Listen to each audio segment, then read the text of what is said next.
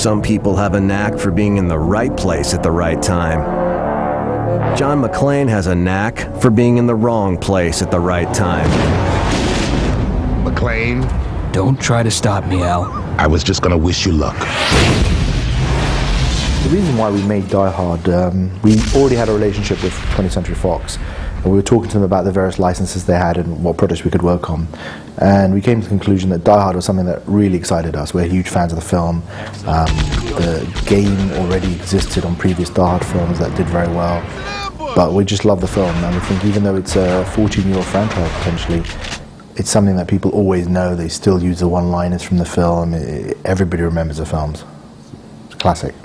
If you are a hardcore gamer, there's enough in here that's new controls, new scenarios, new puzzles, new ideas of gameplay that will keep you entertained and give you something different from a lot of games out there.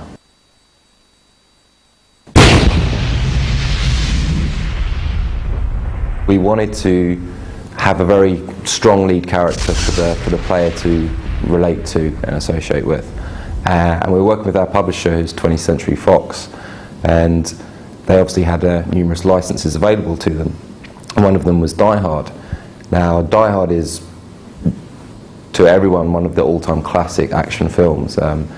It's one of the films that, even though it came out in '88, it's 20 years old or 15 years old, it actually hasn't dated. And if you look at it tomorrow, it's got everything you want from an action film.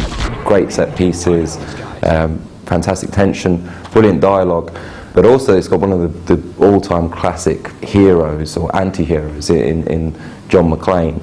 And that was a very exciting character for us to try and translate into a video game. You get an attitude, you get someone who you can relate to. He's not Superman. He's not some character who can take out an army on his own. He's an everyday man who's a bit grumpy, a bit pissed off, which again makes him more human, but also is very determined. And the challenge for us was to translate that into a video game.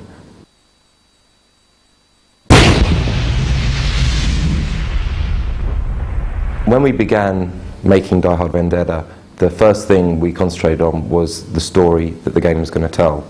It was very important to us to do the other films justice.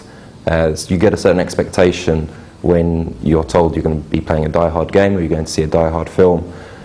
And we wanted to make sure that we lived up to those expectations. So we started focusing on what the story for Die Hard Vendetta would be. With the Die Hard films, there are certain things you'll get with them with regards to snappy dialogue, big set pieces, plot twists, and we wanted to incorporate all of these things into the story for the game.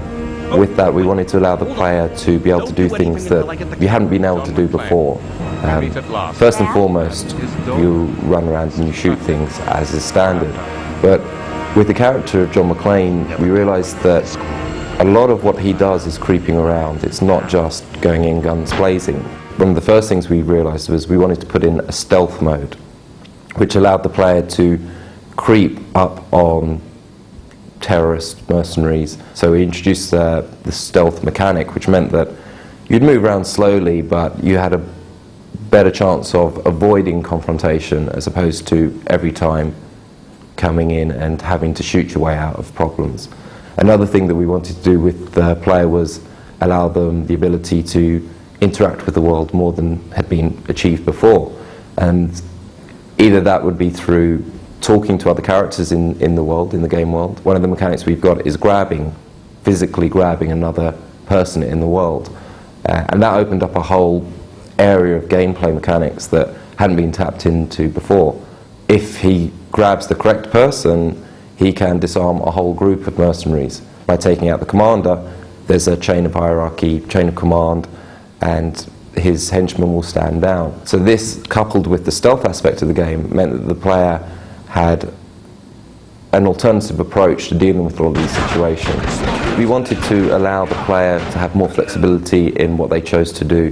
One aspect of that was allowing the player to jump around as opposed to constantly being tied to the ground.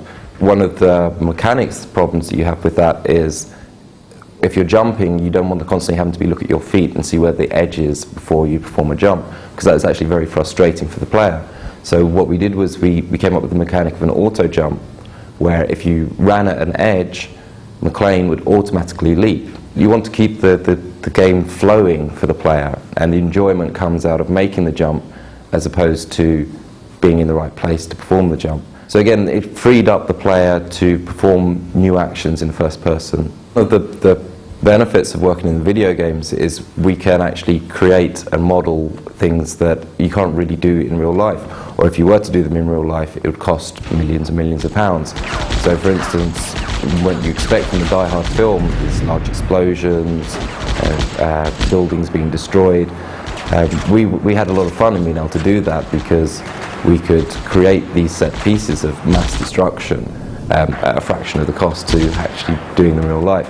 And what is great for the player's point of view is they can cause this destruction, but they don't have to pay for it.